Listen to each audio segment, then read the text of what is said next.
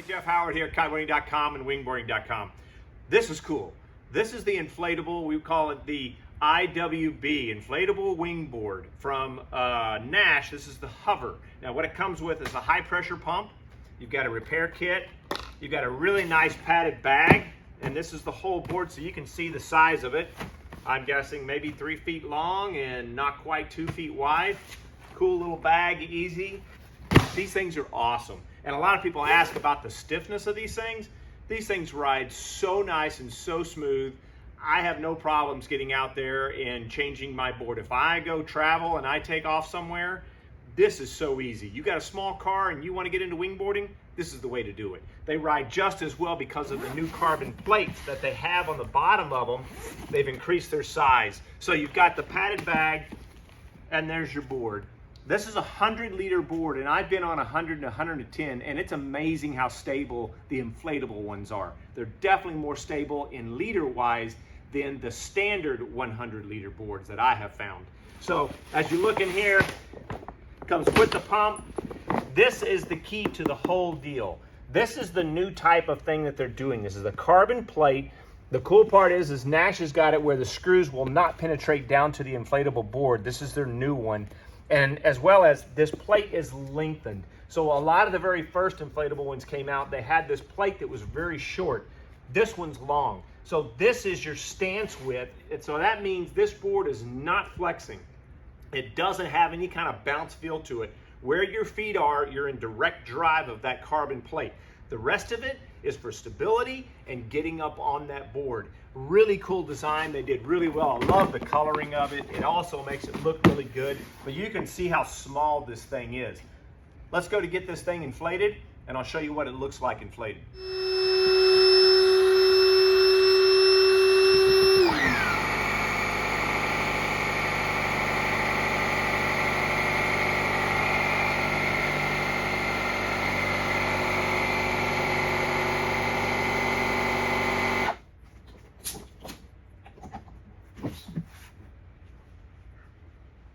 All right, we got it inflated here. Now, I don't have it all the way up to the pressure that they recommend. You could pump these things. The recommended pressure on this is 15 being the minimum and 20 PSI being the max.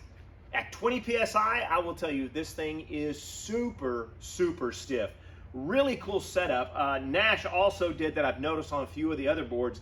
They did an extra strip of the coating on the nose, on the top and the bottom. My guess is to reduce any kind of flex, like take it all the way down to zero. It's pretty amazing. Now, the key to these inflation boards is this carbon plate. And you'll see how far up that is. That's about 3 feet. The difference of like some of the other ones that come out in the market, they were putting their carbon plate all the way down to here, and where your front foot is, where you're riding, it still had that downward flex when you wanted to fly the foil. But this is a super large, super stiff carbon plate on the bottom. So driving that foil and flying that foil is going to be absolute direct control. The other thing that Nash did that I like is they built the plate where you put your screws in, it does not touch the actual board itself. So I've seen a few out there that have gone down and they put too long of a screws and they punctured into the board. It is definitely damaging. You cannot fix that. I don't know how to fix it, but they did not do that. It's really cool. The plate is ramped up so it's thinner in the front, probably reduce some weight, thicker in the rear, right where you mount the foil into so your screws do not touch all the way through. These are really cool. When it comes down to picking the right size, I will tell you this is a 6-inch drop stitch, so it's going to have a lot of stability to it and a lot of flotation to it. So they call it a 100-liter board. Every single one that I've ever ridden on definitely has more flotation and more stability than its counterpart in fiberglass or foam buildup. It is what it is. I'm not sure the stability or how it works, but they did a great job. It's got that little bit of rocker to the nose, which you need to get up on the plane, to help you get up on a plane. Coloring, they also did the leash attachment at the rear, and that looks like it's all beefed up, which is really cool. You hook in your leash attachment, and it's got the handle here, so it's easy to carry.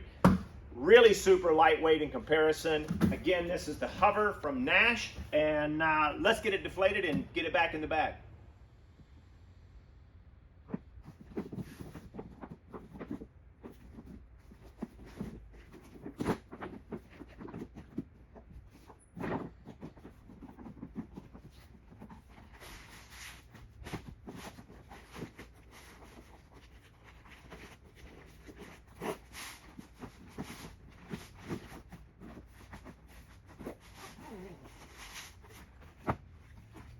All right, you can see how easy this thing is to pack down, and it is easy to travel.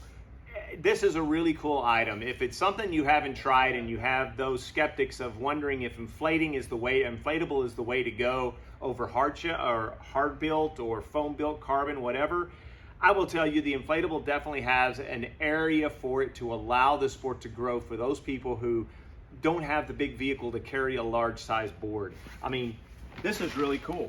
This is all you need. You got this, your foil, and your wings, and everything folds up. When it comes to traveling, this is the way to go. Anyway, that's Jeff Howard here at wingboarding.com and kiteboarding.com to show you the new hover from Nash Kiteboarding.